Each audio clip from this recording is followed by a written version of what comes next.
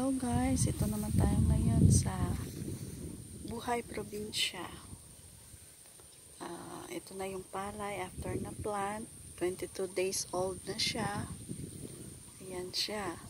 Meron na siyang fertilizer at meron na siyang mga spray sa mga hilamon at sa mga sapat-sapat, mga peste.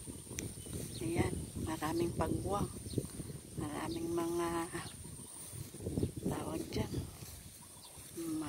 kailangan taniman uli, sulitan ba, kasi nga marami siyang mga hindi masyadong madikit, may mga pagbuwang ang aming pananim. Kailangan na naman itong pera. Yan, may mga ganyan siya, oh. Paikot ka pa niyan doon, oh. Iikot ka doon sa yan, meron yan doon sa may kabila.